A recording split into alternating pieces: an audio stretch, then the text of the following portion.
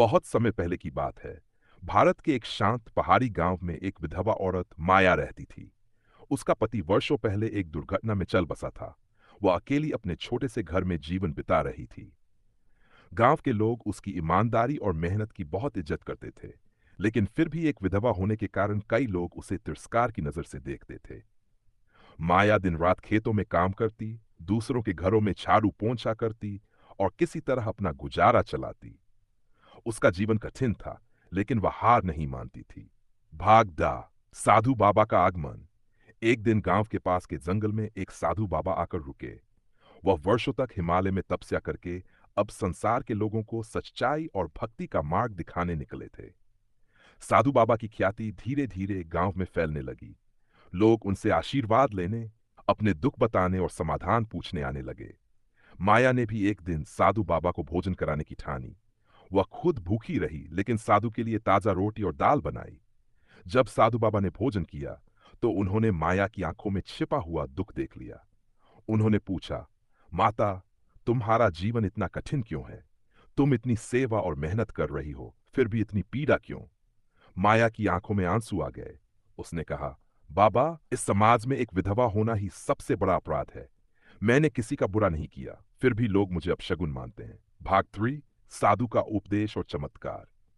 साधु बाबा ने गहरी सांस ली और बोले, जिस समाज में त्याग, सेवा और सच्चाई की कीमत नहीं, वह समाज अधर्म के रास्ते पर चल रहा है।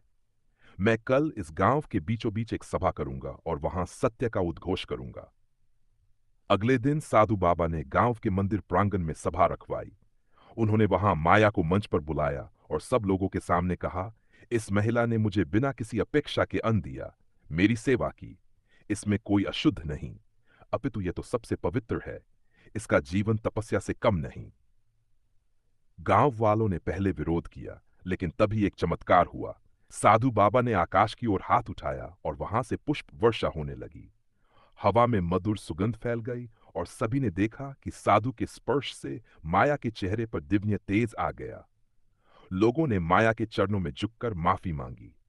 भाग माया का नया जीवन। उस दिन के बाद गांव गांव वालों का व्यवहार बदल गया। माया को गांव की मां का दर्जा दिया गया। लोग उसके पास सलाह लेने आते, बच्चे उसे दादी कहकर बुलाने लगे। साधु बाबा ने गांव में एक छोटी पाठशाला भी बनवाई, जिसमें माया को बच्चों को नैतिक शिक्षा सिखाने की जिम्मेदारी दी।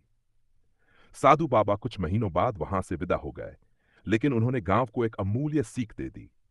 किसी की पीड़ा को उसका अभिशाप मत समझो।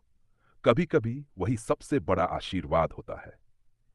यह कहानी हमें सिखाती है कि सच्चाई, सेवा और आत्मबल किसी भी सामाजिक तिरस्कार को बदल सकते हैं।